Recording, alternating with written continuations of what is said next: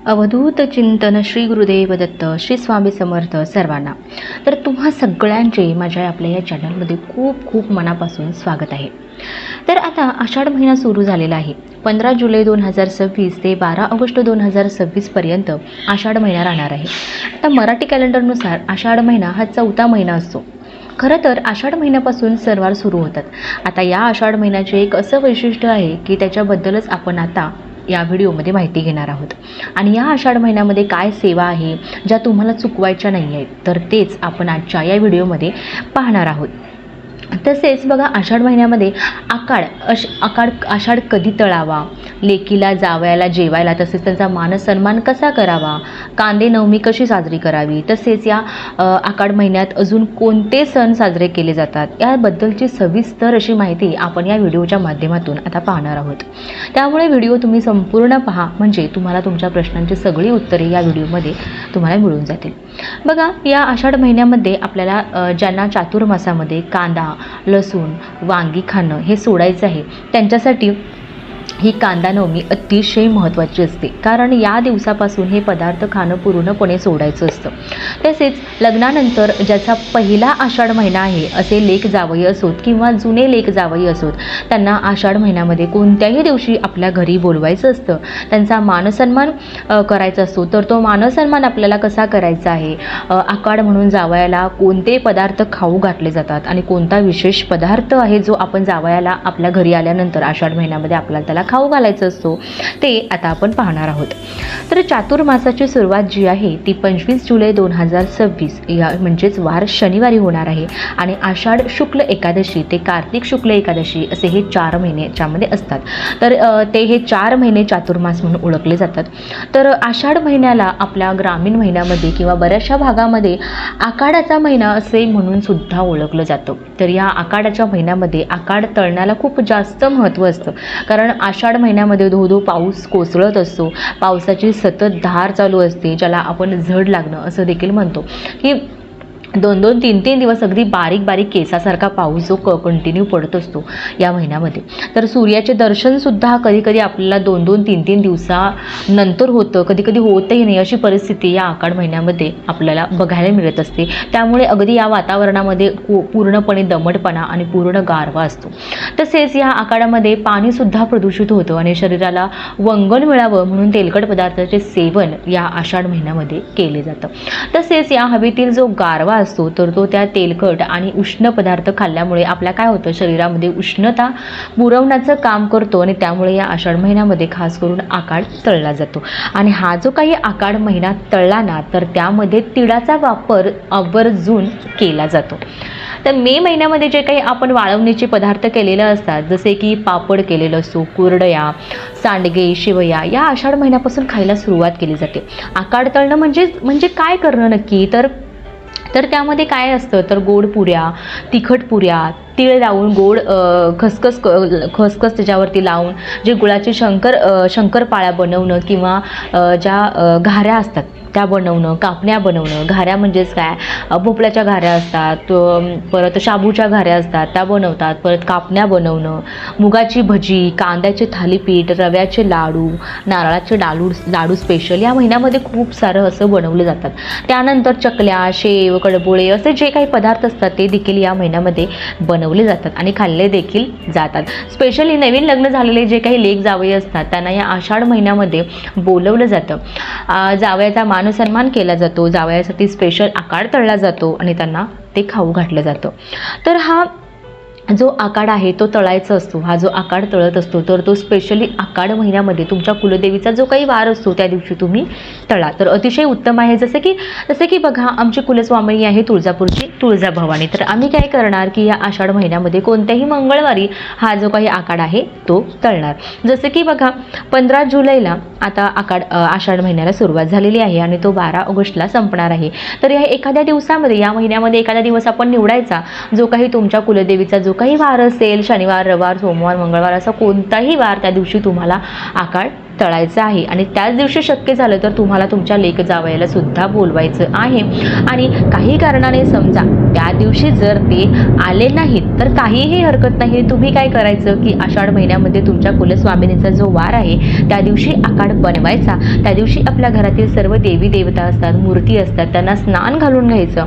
तुम्हाला जे उजळायचे असतील तर ते उजळून घ्यायचे, स्वच्छ करायचं सर्व देव आणि त्या दिवशी पूजा वगैरे करून देवांना काहीतरी गोड पदार्थ बनवायचा, त्यांना नैवेद्य दाखवायचा. सकाळी देवपूजा करताना शिरा खिरीचा नैवेद्य आणि त्या दिवशी आकाड तळायचा, थोडा थोडा आकाड तळायचा आणि या आकाडाचा नैवेद्य सुद्धा या आपल्या सर्व देवी देवतांना दाखवायचं आहे.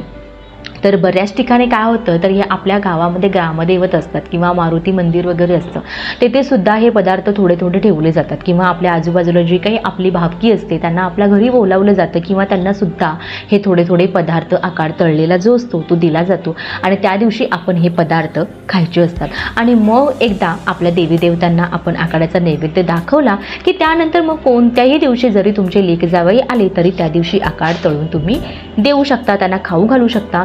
पण या सगळ्याच्या अगोदर आपल्याला आपल्या देवी देवतांना जो आहे त्या आकाडाचा नैवेद्य दाखवायचा. तुमच्या कुलदेवीच्या वारी तुम्हाला हा नैवेद्य दाखवायचा आहे आणि मग तुमचे जे काही लेक जावई आहेत ते जेव्हा घरी येतील त्या दिवशी तुम्हाला त्या दिवशी त्यांना ते पदार्थ खायला द्यायचे आहेत. तर तुमच्याकडे जे काही पदार्थ बनवण्याची ज्याची त्याची पद्धत वेगळी असते, जी काही पद्धत आहे त्या पद्धतीनुसार ती बनवायची आहे. ते सर्व पदार्थ जे काय आहे ते तळायचे आहेत. मग लेक जावई जे असतात ते आपले लक्ष्मीनारायण म्हणून आपण त्याची पूजन करतो किंवा त्यांना मानसन्मान देत असतो. त्यामुळे लेक आणि जावई आपल्या घरी आल्यानंतर बाहेरच त्यांच्या पायावर पाणी टाकायचं. बऱ्याच ठिकाणी तर तुकडासुद्धा ओवाळून टाकला जातो. मुलीला हळद कुंकू लावून घ्यायचं, जावयाला गंध लावायचा आणि त्यांना घरामध्ये बोलवायचं, औक्षण करून बोलवायचं. त्यानंतर घरात आल्यानंतर फ्रेश वगैरे झाल्यानंतर मग एखादी चटई किंवा पाट टाकून त्यावर त्यांना बसवायचं आहे. त्यांच्यासमोर छान अशी रांगोळी काढायची आहे आणि त्यानंतर जेवणासाठी जे काही तुम्ही पदार्थ बनवलेला असता ते त्यांना वाढायचं आहे आणि त्यासोबत हा जो आकाड तळलेला आहे तर तो एका ताटामध्ये वाढून तुम्हाला द्यायचा आहे. म्हणजे तो त्यांना जेवणासाठी द्यायचा आहे. जेवण झालं की लगेच त्या दिवशी तुमच्या मुलीची ओटी भरून घ्यायची. जावयाला सुद्धा यथाशक्ती तुम्हाला काही जे ड्रेस वगैरे किंवा कोणतीही एखादी वस्तू द्यायची असेल तर ती वस्तू तुम्हाला द्यायची असते. जेव्हा आपण लेक जावयाला बोलवतो तर त्यांचा या प्रकारे मानसन्मान हा या आकाडामध्ये केला जातो. तर आता बघा या आषाढ महिन्यामध्ये आपल्याला काय करायचं आहे किंवा काय करायचं नाही त्याच्या आधी एक गोष्ट सांगावीशी वाटते की या आषाढ महिन्यामध्ये आपल्याला आपल्या कुलदेवीचा मानसन्मान सुद्धा करायचा असतो. आता बघा आपण फक्त चैत्र पौर्णिमा, शारदीय नवरात्र आणि चैत्र नवरात्र या वेळेसच आपण आपल्या कुलदेवीचा मानसन्मान करत असतो. पण खरं तर आषाढ महिन्यामध्ये सुद्धा बरेच लोक आपल्या मूलपीठावर जातात. आपल्या कुळाचे रक्षण करणारी, आपल्या कुळाचा उद्धार करणारी आपली जी काही आई भगवती आहे तिच्या चरणी सगळेजण नतमस्तक होतात. मग आता या आषाढी एकादशीला किंवा आषाढी एकादशीच्या संपूर्ण आषाढी पौर्णिमेला असो किंवा अगदी या महिन्याभरात तुम्ही नक्कीच तुमच्या कुलदेवीच्या मूळपीठावर जाऊन तुम्ही त्याचं दर्शन घेऊ शकता. आता बऱ्याच गावामध्ये आषाढ महिन्यात नैवेद्य पण दाखवला जातो. आपण ज्या गावचे जे ग्रामदैवत आपलं असेल किंवा काही ठिकाणी साती असरांना सुद्धा नैवेद्य दाखवला जातो. मग तुमच्याकडे जी काही पद्धत आहे ना तर तशी पद्धत तुम्ही त्या पद्धतीनुसार ते करू शकता. आता बघा या आषाढ महिन्यामध्ये जेव्हा तुम्हाला असं जमेल तेव्हा तुम्ही तुमच्या मूळपीठावर जाऊन आई भगवतीची ओटी भरावी. ज्या ज्या पद्धतीने आपण मानसन्मान असतो, प्रत्येक समाजामध्ये मानसन्मान हा वेगवेगळा असतो. तुमच्याकडे जी पद्धत असेल तर ती तुम्ही करू शकता. आणि जसं मी तुम्हाला सांगितलं की काही ठिकाणी देवीला गोडाचा नैवेद्य दाखवला जातो. मग ते वरण भात आहे, मेथीची भाजी आहे, पुरणपोळी असेल तर प्रत्येक ठिकाणी प्रत्येक भागामध्ये खूप वेगळं वेगळं असतं. काही ठिकाणी फक्त खारा नैवेद्य म्हणजेच मांसाहाराचा नैवेद्य केला जातो तर काही ठिकाणी फक्त गोडाचा नैवेद्य हा केला जातो. तसेच आषाढ महिन्यामध्ये शक्य जर असेल तर आपल्या कुलदेवीच्या नावाने एकतरी सवाशीण आवर्जून जेवू घालावी. खूप चांगलं. आणि मुळात तर कुलदेवीसाठी जे काही करतो तर ते आपल्याला आपली कुलदेवी भरभरून देत असते, आपल्या कुळाचा उद्धार करत असते, आपल्या कुळाचं रक्षण करत असते. आणि म्हणून अगदी या आषाढ महिन्यामध्ये सुद्धा कमीत कमी एकतरी सवाशीण तुम्ही जीव घालायची असते. जर अगदी तुम्हाला मूळपीठावर जाणे शक्यच नाही आहे, देवाची सेवा करणं, उपासना करणं, तर नक्कीच तुमच्या घराजवळ तुमच्या गावात जर तुमच्या कुलदेवीचं एखादं छोटं मंदिर जरी असेल तरी तिकडे जाऊन तुम्ही देवीची ओटी भरा, देवीचं मानपान करा. आणि मेन म्हणजे आता मी जसं तुम्हाला सांगितलं की प्रत्येक गावामध्ये आपण कोणी साती असरांची सेवा करत असतो तर आपल्या गावाचं जे काही ग्रामदैवत आहे त्यांना नैवेद्य दाखवला जातो. म्हसोबाचा मानपान देखील केला जातो आणि म्हणूनच म्हसोबाच्या मानपानासाठी काही ठिकाणी खारा नैवेद्य असतो किंवा अंडे रोट हा नैवेद्य दिला जातो. प्रत्येकाची जी श्रद्धा आहे ती चुकीची आहे, वाईट आहे किंवा चुकीची आहे असं आपल्याला बोलण्याचा काहीही अधिकार नाही आहे. तसेच म्हसोबाला नारळ फोडायचं असतो आणि खरं तर दर अमावस्याला म्हसोबा महाराजांना त्यांचा मानपान हा आपल्याला करायचा असतो. तुम्हाला आषाढ अमावस्याला नक्की हे करायचं आहे आवर्जून, आणि आषाढ महिन्यामध्ये तुम्हाला जेव्हा जमेल तेव्हा आवर्जून तुम्ही या गोष्टी तुम्हाला करायच्या आहेत. तसेच आषाढ महिन्यामध्ये जर तुम्हाला शक्य झालं तर रोज एक वेळा तरी तुम्ही विष्णू सहस्रनाम पठण करावं किंवा व्यंकटोष स्तोत्रम आहे कमीत कमी एक वेळा तरी तुम्ही पठण करू शकता.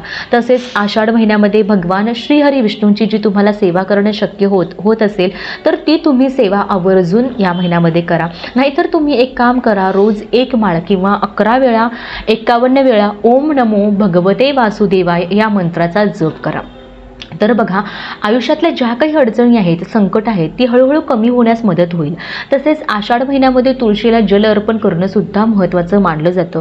तुळशीची पूजा करणंही महत्त्वाचं मानलं जातं, कारण भगवान श्रीहरी विष्णूंना तुळशीची सेवा करणं हे अतिशय प्रिय आहे आणि म्हणून तुम्ही ही सेवा आवर्जून करावी.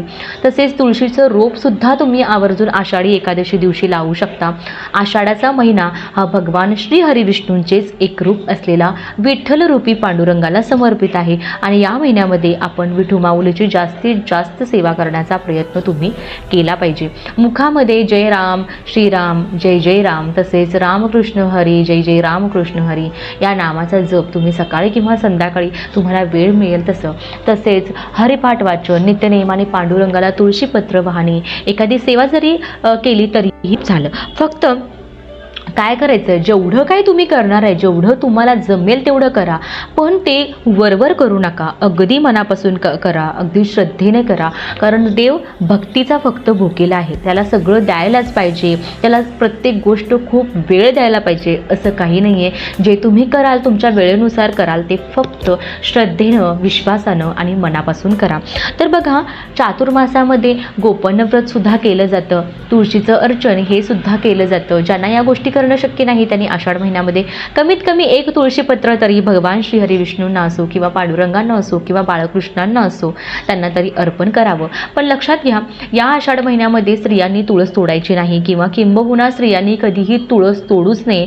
आणि जेव्हा आपल्याला कुठल्या कार्यासाठी तुळस तोडायची असते तर आधी तुळशीला विनंती करायची असते की हे तुळशी माता, मी या कार्यासाठी तुझं एक पान तोडत आहे अशी विनंती करायची असते आणि मग नंतर तुम्ही ते तुळशीचं पान तोडून भगवान श्रीहरी विष्णू असेल किंवा बाळकृष्ण असतील त्यांना आवर्जून या आषाढ महिन्यामध्ये एक तरी तुळशीपत्र अर्पण करा आणि मग ते तुम्ही सकाळी करा, संध्याकाळी करा, कधीही तुम्हाला जमेल तसं ते करू शकता. आता सगळ्यात महत्त्वाचं काय तर आषाढ महिना अतिशय पवित्र आहे. तर या आषाढ महिन्यामध्ये कृपया तुम्ही मांसाहार, मद्यपान, धूम्रपान हे अगदी पूर्ण वर्ज्य करावं. तामसिक वृत्तीचं अन्न ग्रहण करू नये. ताई आम्ही खात नाही, मग आमच्या घरच्यांना खाऊ घातलं तर चालेल का, किंवा ते ऐकणार नाही आहेत. तर महिलांच्या पण काही मजबुरी असतात, मी समजू शकते, पण कमीत कमी तुम्ही सेवा करणार आहात ना, कारण आता खूप सुंदर सुंदर सेवा तुमच्याकडून महाराज करून घेणार. तर नक्कीच तुम्ही स्वतः दुसऱ्यांवरती जोर जबरदस्ती करण्यापेक्षा तुम्ही सेवा करताय ना, तर तुम्ही स्वतः मांसाहार वर्ज्य करावा आणि घरातली होणार नाही त्यांची काळजी घ्यावी. पण अगदी जर घरातले ऐकणारच नसतील तर आता तो तुमचा वैयक्तिक प्रश्न आहे. तर बुधवारी म्हणजेच काय 29 जुलै 2026ला गुरुपौर्णिमा आहे. तर तुमच्या आयुष्यामध्ये तुम्ही ज्या गुरुला मानला आहे त्याच्याप्रती आदर व्यक्त करा. तसेच देवस्वरूप गुरूंची तुम्ही पूजा करून नमस्कार देखील करू शकता. बऱ्याच ठिकाणी या दिवशी गुरुदक्षिणासुद्धा गुरूंना देण्याची पद्धत आहे. आषाढ महिन्यामध्ये आपला आहार जरा कमी ठेवावा असे शास्त्रामध्ये सांगण्यात आलेलं आहे. शक्यतो आपण एक भुक्त म्हणजे एकदाच जेवलं तरी पण चालतं, कारण या महिन्यामध्ये आपली जी पचनशक्ती आहे ती क्षीण होण्याची शक्यता जास्त असते आणि त्यामुळे जास्त मसालेदार खाण्याचं आपण टाळायचं आहे. त्याचबरोबर बाहेरचे पदार्थ खाणं पूर्णपणे टाळायचं आहे आणि या महिन्यामध्ये उलट तेलकट पदार्थ जास्त खावे असा सल्ला दिला जातो. म्हणून या महिन्यामध्ये ज्या कापण्या असतात अशा स्पेशल कापण्या तयार केल्या जातात किंवा तेलकट जे पदार्थ असतात जसे की धपाटी असतील किंवा पुऱ्या असतील त्यासुद्धा घरी आपल्या केलं जातं. प्रत्येक भागामध्ये जे काही पद्धत आहे त्यानुसार ते केलं जातं. तर आषाढ महिन्याची माहिती आपण घेतोय, तर कांदे नवमीला विसरून कसं काय चालेल, तर याबद्दल सुद्धा आपण थोडक्यात माहिती मी तुम्हाला देणार आहे. आता बघा, आषाढ शुक्ल नवमी ही आषाढ महिन्याच्या शुक्ल पक्षातील नवमी तिथी आहे, जी यंदा 23 जुलै 2026च्या गुरुवारच्या दिवशी आलेली आहे. तिला कांदे नवमी असेही म्हणतात. आता याचं कारण सुद्धा तसंच आहे.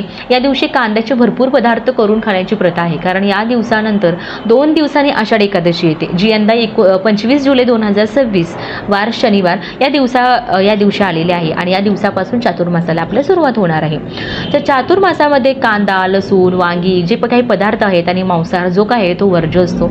आषाढ शुक्ल एकादशीपासून कार्तिक शुक्ल एकादशीपर्यंत हा आपला चातुर्मास मानला जातो. चातुर्मास म्हणजेच काय, तर वर्षातले असे 4 महिने ज्यामध्ये कांदा, लसूण खाणे पूर्ण बंद करायचं आणि मग ते बंद करण्यापूर्वी भरपूर खाऊन घ्यायचं. म्हणून आषाढी एकादशीच्या 2 दिवस अगोदर जी नवमी असते त्या दिवशी सगळे काही कांद्याचे पदार्थ बनवले जातात. पूर्वी या दिवशी काय करायची माणसं की कांद्याची भजी, थालीपीठं, वांग्याचं भरीत, झुणका वगैरे खाऊन हा दिवस साजरा करायचे. तुम्ही असे वेगवेगळे कांदे घालून पदार्थ बनवून कांदे नवमीला खाऊ शकता. त्याचबरोबर काय, तर 12 ऑगस्ट 2026 बुधवार या दिवशी आपल्याला दीप अमावस्या देखील साजरी करायची आहे. तर आपल्याला घरातील सर्व दिवे आपण या दिवशी स्वच्छता करून पूजा करत असतो. तर दुसऱ्या दिवसापासून आपला श्रावण महिना सुरू होईल आणि श्रावणामध्ये आपल्याला भरपूर दिव्यांची, पूजेच्या साहित्याची गरज पडते. त्याचबरोबर आपल्याला आपल्या घरामध्ये पवित्रता देखील निर्माण करायची असते. तर अशा प्रकारे आजच्या व्हिडिओमध्ये मी तुम्हाला आषाढ महिन्याची जवळपास संपूर्ण माहिती सांगण्याचा प्रयत्न केला आहे. तरीही तुम्हाला काही विचारायचे असतील, तुमचे काही प्रश्न असतील तर ते तुम्ही मला कमेंट बॉक्समध्ये विचारू शकता. जर माझा व्हिडिओ तुम्हाला आवडला असेलच अशी मी पूर्ण आशा करू शकते. तर व्हिडिओला आवडला असेल तर लाईक करा, शेअर करा आणि चॅनलला सबस्क्राईब करायला अजिबात विसरू नका. आणि तुम्ही व्हिडिओ माझा शेवटपर्यंत पाहिलात त्याबद्दल मी तुमची खूप खूप मनापासून आभारी आहे. श्री स्वामी समर्थ. जय जय स्वामी समर्थ.